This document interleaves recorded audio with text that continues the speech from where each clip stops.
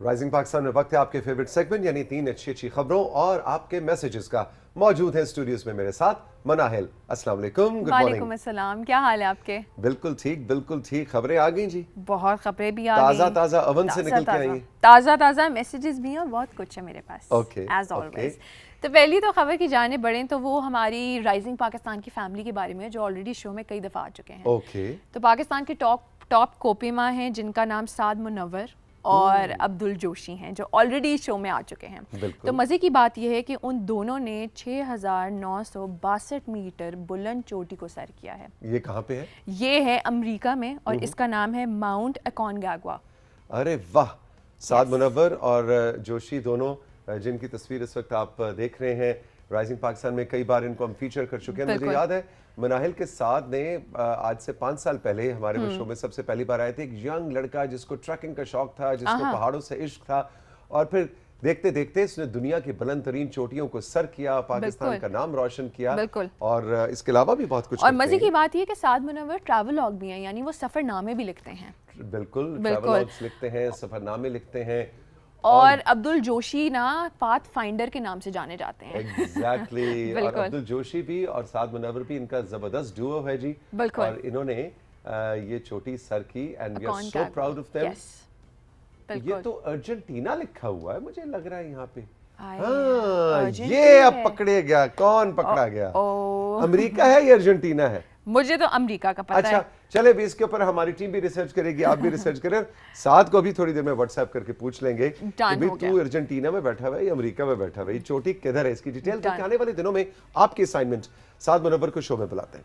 ठीक है, डन हो गया। पूरी उनसे कहानी सुनते हैं विद पिक्चर्स। ठीक हो गया, डन हो गया। डेफिनेटली उनसे तो हम ज्यादा डिटेल्स पूछ भी सकेंगे, तो फिर अच्छा भी होगा हमारे लिए। बिल्कुल ठीक। अगली खबर क्या? अगली खबर की जाने बढ़े तो भाई उन लोगों के लिए जो कि लाइसेंस नहीं बनवाते और उसके बगैर गाड़ी चलाते हैं, उनको तो बस मैं आपको क्या बताऊं उनके साथ क्या होना चाहिए। इसलिए कि आप अपनी जिंदगी अपनी जान के साथ भी खेल रहे होते हैं और दूसरों की जान के साथ भी खेल रहे होते हैं। और अक्सर लोग तो इस वजह से नहीं बनाते कि वो कहते हैं कि लंबी कतारें हैं, हम क्या वहां पर जाएंगे, क्या ख्वारी काटेंगे, लेकिन उनके लिए बड़ी आसानी हो गई है। और इस्लामाबाद में रहने वालों के लिए अभी, और वो ये है कि अब आपका ऑनलाइन लर्नर्स ड्राइवर लाइसेंस आपको ऑनलाइन ही मिल जाता है। अच्छा, ड्राइविंग जो लर्नर्स लाइसेंस, ये क्लैरिटी जरूरी है कि लर्नर लाइसेंस के लिए आप ऑनलाइन जाके उसे आराम से कर सकते हैं। उसके लिए आपने सिर्फ क्या करना है, मेडिकल एग्जाम पास करना है, उसके बाद आपका ऑनलाइन लर्नर्स परमिट रजिस्टर हो जाएगा। एंड स्पेशली ऑब्वियसली ये बहुत अच्छा है कि लोगों की सेफ्टी के लिए बहुत अच्छा है। और जो लोग उस चीज़ के लिए करते थे कि क्या बनवाएं, ऐसी गाड़ी चला लेंगे, कोई मसला नहीं है, तो भाई अब मसला नहीं है, आप आराम से इस चीज़ को कर सकते हैं और घर बैठे बैठे हासिल कर सकते हैं। सरफराज विर्क साहब की इसमें बड़ी काविश है जनाब। कुछ अर्सा पहले हमारे शो में आए भी थे, उन्होंने इन सारी चीजों का एक ओवरव्यू हमें दिया था। बिल्कुल ये उनकी तस्वीर आप देख रहे हैं। तो ऐसे जो ऑफिसर्स हैं जो कि टेक्नोलॉजी को और डिजिटल दुनिया को इंक्लूड कर रहे हैं, चाहे वो साइंस की दुनिया हो, मेडिसिन की दुनिया हो, या आप देखें जो हमारी एडमिनिस्ट्रेटिव साइड है किसी भी शहर को चलाने की, किसी भी मुल्क को चलाने की, उसमें जब टेक्नोलॉजी इन होती है, एम्बेड होती है, तो मुझे बड़ा अच्छा लगता है। तो इस्लामाबाद ट्रैफिक पुलिस को भी मुबारकबाद। और मेरा ख्याल है कि दूसरे शहरों की, खास तौर पे वो शहर जहाँ पे ट्रैफिक का लोड बहुत ज़्यादा है, जिसमें फैसलाबाद है, कराची है, ऑफ कोर्स लाहौर है, और हमारे थोड़े से ऐसे शहर जो कि डेंसली पॉपुलेटेड हैं, यानी उनका एरिया, जोग्राफियाई एरिया उतना ज़्यादा नहीं है लेकिन आबादी बहुत ज़्यादा है, जिस तरह से गुजरांवाला है। सो ऐसे शहर जो है, अब तो पेशावर के अंदर कुछ सड़कों की हालात बेहतर होने के बाद, लेकिन मुझे याद है वक्त में रावलपिंडी से पेशावर जाने में जितना वक्त लगता था, उतना पेशावर मोटरवे से उतरने के बाद आपको यूनिवर्सिटी रोड से गुजर के पेशावर में जाने में उतना टाइम, क्योंकि ट्रैफिक बहुत ज्यादा है। तो ऐसे में इस तरह की टेक्नोलॉजी को एम्बेड करना बहुत ही काबिल सताइश। बिल्कुल। अगली खबर की जाने बढ़े तो उसको समहाउ रमजान के साथ रिलेट किया गया, लेकिन मैं एग्री नहीं करूंगी क्योंकि इबादत का कोई भी महीना नहीं होता। बिल्कुल एब्सोल्युटली रब से कनेक्ट करने का लेकिन रमजान मुबारक में सवाब भी ज्यादा होता है और एक माहौल बना होता है, आप ज्यादा स्पिरिचुअली कनेक्टेड। बिल्कुल। तो मजे की बात यह कि सऊदी अरब ने एक मजे की चीज लॉन्च की है, हैंड सैनिटाइजिंग तस्बीह। हैंड सैनिटाइजिंग तस्बीह, बिल्कुल। अच्छा, ये क्या कहानी? और मजे की बात यह है कि अब जो लोग होते हैं, जिन लोगों को थोड़ा सा ज्यादा वो जो ज्यादा सफाई पसंद होते हैं, स्पेशली उनके लिए है, उसको एज अ हैंड सैनिटाइजर आप यूज कर सकते हैं। आपने सिर्फ जब आप उसको हाथ में ही पकड़ेंगे तो आपके हाथों का बैक्टीरिया खत्म हो जाएगा। अरे वाह। यस, और उसका नाम है प्रोटेक्ट तस्बीह। प्रोटेक्ट तस्बीह, और इसकी तस्वीर आप देख रहे हैं, यानी आप तस्बीह करते जाएं और रब को याद करके अपनी रूह का बैक्टीरिया भी खत्म करें, अपनी शख्सियत का बैक्टीरिया खत्म करें, जरासीम खत्म करें रूहानी तौर पर, और साथ ही साथ जिस्मानी तौर पर फिजिकली आपके एक्चुअली हाथ के जो जरासीम है बैक्टीरिया वो इस तस्बीह को रोल करने से वो सैनिटाइज होता है। और मजे की बात ये है कि इसके अंदर टी ट्री ऑयल भी है ताकि आपके हाथ भी थोड़े बहुत मॉइस्चराइज रहे। वेरी गुड, जबरदस्त जबरदस्त। अच्छा, और ये लॉन्च हो रही है अब की बार रमजान? हो चुकी है तो अब कोई भी सऊदी अरेबिया में तो हमारे लिए जरूर लेकर आए। एग्जैक्टली, बिल्कुल हम तोहफा एक्सेप्ट कर लेंगे। हाँ, ऐसा तोहफा तो मैं बिल्कुल फौरन एक्सेप्ट करूंगा। बिल्कुल।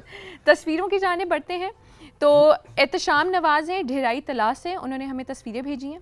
ओके जी, एहतशाम को हम वेलकम करेंगे। ढेराई तला, अच्छा ये जगह भाई पहली बार मैंने सुनी है, जरा हमें एहतशाम तफसील बताइएगा। तस्वीर भी बहुत अच्छी है जो आपने भेजी है, लेकिन ये किस सूबे में है, ये आपका गांव, आपका इलाका, ये कहाँ है? मैंने पहली बार नाम सुना है, तो मुझे तजस्सुस हो रहा है कि ये कहाँ पे जगह। और तस्वीरें आपने बहुत प्यारी भेजी हैं एहतशाम, शाबाश, वेरी गुड, वेरी नाइस। अरे भाई वाह, ये तो 100 में से 111 नंबर। बिल्कुल। असद हयात हैं, उनके शहर का हमें मालूम नहीं है, लेकिन उन्होंने हमें तस्वीरें जरूर भेजी हैं। लो जी, असद को हम वेलकम कहेंगे। इन्होंने पेंटिंग बनाई है, वाह जी वाह असद, बड़ा बहुत अच्छा है, मजबूत हाथ है, बहुत लेकिन नीचे पकड़ा गया, वो नीचे लिखा हुआ शायान। ये पेंटिंग बनाई है शायान ने और भिजवा दी है असद हयात ने। ये भाई ध्यान किया करो। अच्छा, नहीं, वो कह रहे हैं अगला मैसेज भी उनका आया था जो मिनाहिल को बताना भूल गए। वो कह रहे हैं कि मेरे कजन ने बनाई है और मैं भेज रहा हूँ। चलो भाई, ये आपका जुर्माना बच गया, लेकिन बहुत खूबसूरत पेंटिंग्स है भाई। शायान 100 में से 111 नंबर आपके, और Asad thank you very much, आपने अपनी कजन की चीजें हमें भेजी। जाहिद हैं इस्लामाबाद से, उन्होंने हमें तस्वीरें भेजी हैं। लो जी, जाहिद को और इस्लामाबाद वालों को वेलकम करेंगे। अरे वाह भाई वाह। अच्छा जी, इसका नाम रखा है पलूशा।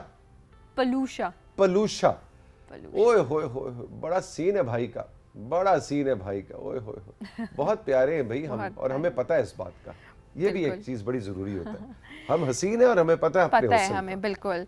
दुआ नासिर, मिनहल फातिमा, एम तैमूर, जलालकोट दीपालपुर से। दीपालपुर वालों को वेलकम कहेंगे राइजिंग पाकिस्तान में। और इन्होंने भी प्यारी प्यारी पेंटिंग्स बना के भेजी हैं। यार मनाहिल कितना प्यारा दिखता है। मुझे तो ये ड्राइंग लग रही है, पेंटिंग नहीं है ये। हाँ, ड्राइंग। अच्छा चलिए जी, ड्राइंग, हाँ। ओके, और वो सामने स्कूल है, और स्कूल पे क्या बजे जी सुबह के? तो शाम के 4 बज रहे हैं। 4 बज रहे हैं। कोई नहीं, छुट्टी का टाइम है मेरा। हाँ, नहीं 4 बजे तो कोई छुट्टी नहीं होती, 2 बजे हो जाती है। 2 बजे। अस्मा शकील है और वो कश्मीर से, उन्होंने हमें तस्वीरें भेजी हैं। ओके जी, अस्मा को हम वेलकम कहेंगे।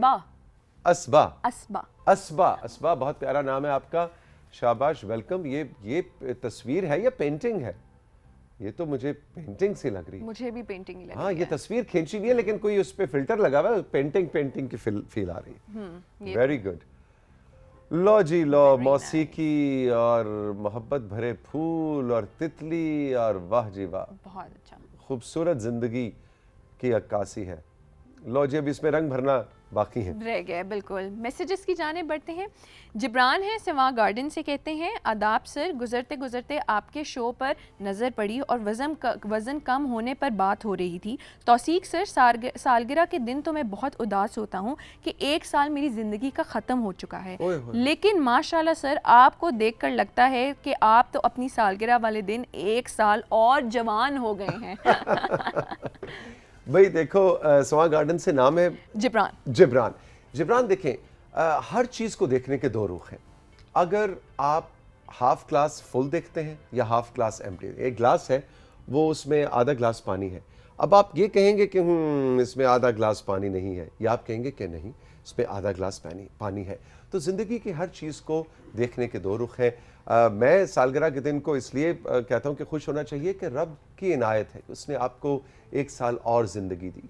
आपने कितनी लाखों सांसें और ली, आपको लाइफ का इर्द गिर्द देखिए कितने लोग हैं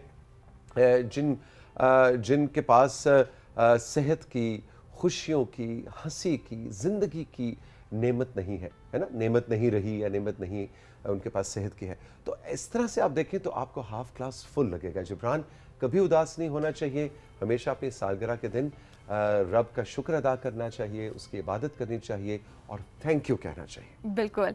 इफ़त जिबी से कहती हैं, तौसीक सर प्लीज़ अपनी बहन कुरतुलैन साहिबा को गेस्ट के तौर पर बुलाएं और उनसे गुफ्तगू हमें सुनाएं। और कल के प्रोग्राम में जो सेगमेंट आगे पीछे हुए हैं वो बहुत एक मज़े की सरगर्मी थी। अच्छा जी, पहली बात यह कि कुरतुलैन साहिबा बिल्कुल एक दो बार हमारे शो में आ चुकी हैं। आप हमारे यूट्यूब पे जाइए, ऑनलाइन जाके लिखिए कुरतुलैन अली ऑन राइजिंग पाकिस्तान तो वो पॉपअप कर जाएगा। और उनका बहुत ही यादगार सेगमेंट था और अपनी उस्ताद, अपनी बड़ी बहन को इंटरव्यू करना मेरे लिए बड़ा मुश्किल भी था।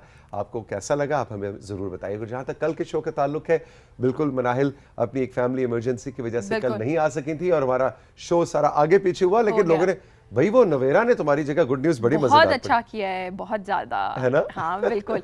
नवेरा और मेरा कंपटीशन हो गया लगता हो गया है, नवेरा का तुम्हारे साथ कंपटीशन हो गया, तैयारी कर लो तो। फौजिया फैसलाबाद से कहती हैं, आपका प्रोग्राम बहुत अच्छा है, इसमें हर मौजू पर बात होती है। हम आपका प्रोग्राम रोजाना देखते हैं भाई, जहां आप सबकी फरमाइश पूरी करते हैं वहां मेरी भी फरमाइश पूरी करते हैं। हुक्म कीजिए। तो ये बता दें कि आप शो के अलावा क्या करते हैं, उम्मीद है कि आप हमारी फरमाइश पूरी करेंगे। अच्छा, शो के अलावा क्या करता हूँ? शो के अलावा मैं शो की तैयारी करता हूँ, है ना जी? हाँ। और उसके अलावा एक प्राइवेट कंपनी है जहाँ पे मैं काम करता हूँ, जॉब करता हूँ, उसका भी ताल्लुक मीडिया से ही है। तो इसके अलावा मेरा ये भी काम है। मुन्नी और जवेरिया बदीन से कहती हैं, तौसीक सर मेरे घर वाले तो आपका प्रोग्राम देखते ही देखते हैं, लेकिन आज आपको एक नन्हे नाजिर से मिलवाते हैं। अच्छा जी। जिसका नाम इरहा है और हम उसे प्यार से मुन्नी कहते हैं। ओके। उसकी उम्र सिर्फ 5 माह है, लेकिन वो टीवी स्क्रीन को बहुत अच्छे से देखती है और सुबह सुबह हम नाश्ता कर रहे होते हैं तो पहले वो कार्टून देखती है और उसके बाद आपका शो देखती है। अरे वाह भाई, तो मुन्नी को हम खास वेलकम कहेंगे। बदीन में रहती मुन्नी, 5 माह इनकी उम्र है और इरहा इनका नाम है। Munni thank you very much. Hello Munni.